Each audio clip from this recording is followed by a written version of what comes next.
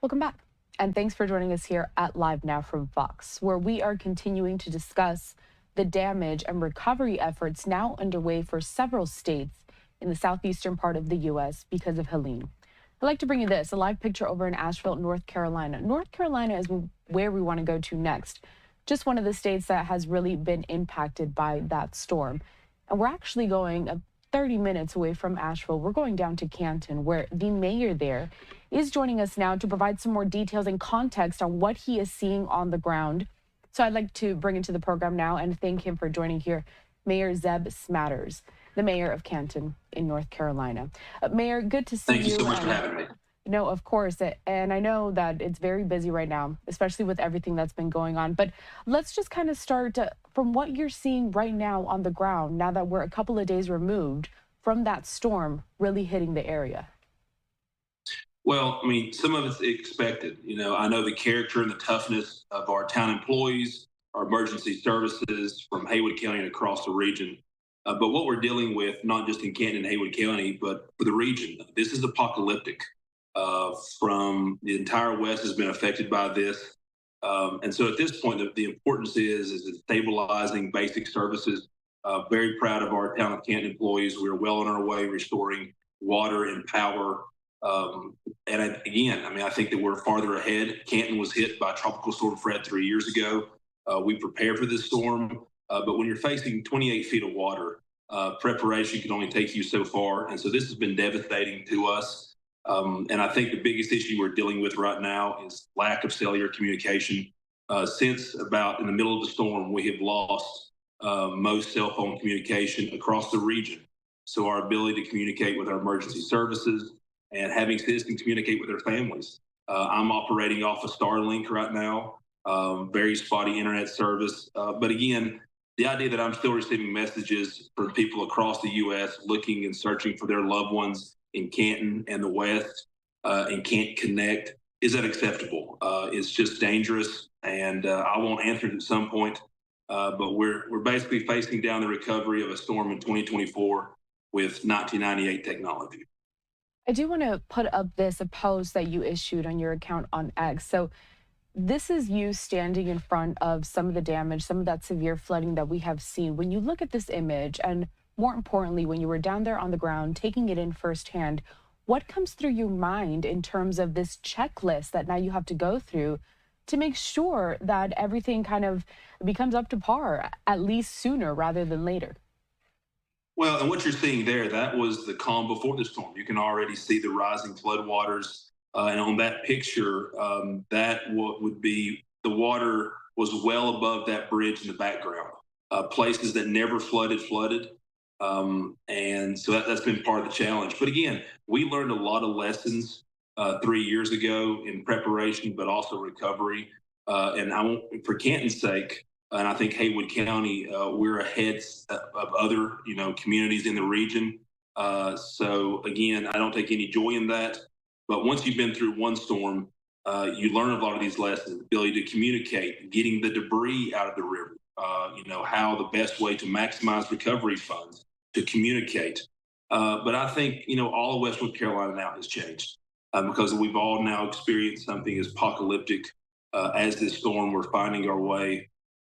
But again, there will be plenty of lessons learned from this, but we're finding our way. I mean, we have been talking about this historic flooding that North Carolina has seen. This is not something that's common that you see all the time, really. I know that a lot of folks down there on the ground, they're trying to find ways to get through this. What kind of advice do you have for the residents there in Canton, but also in the surrounding areas who are also, they might not be sure about who to reach out to or what to do next in this situation? I think what you're doing right now is finding from all of our governments, again, from the state, we have to stabilize. We have so many bridges out, so many roads out. I mean, this is a public safety issue first, getting the power back on, getting people water, those basic necessities. The longer people go without power, water, and food, the more dangerous this gets. And so I think we're doing all that we can to prevent it getting it to that level. And then again, once we stabilize that, we'll have the conversation about what is next. I've had so many ask me, this is your second storm in 3 years. I mean, the idea that a mayor of a town roughly 3,000 feet above sea level has to monitor tropical forecasts as if it was 30 feet above sea level is breathtaking. But that's the new normal. That's what we're in. But I've had a lot of people ask me, how can you go on? Well, the alternative is that we give up and we leave. We abandon our home. But I know the character of not just people in Haywood County, but across West North Carolina, these towns and cities and what we hold dear is important and worth fighting for. Our setbacks, our successes. It's going to be very, very rough for quite some time, but we're not giving up on each other and we're finding our way forward. And this is home. We've got a lot of hard work ahead of us, but we're not giving up on it. I want to put up a tweet here from the North Carolina's Department of Emergency Management. It says, do not travel to Western NC.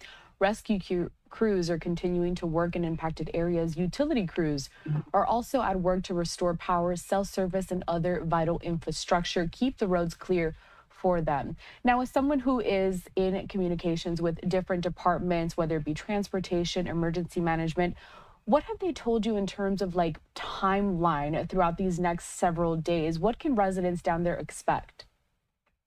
Well, and I think I stand by. I think that is good information from North Carolina Emergency Management. They're on the ground, and there are so many areas that are just dangerous, from down power poles to roads that do not exist, bridges that do not exist.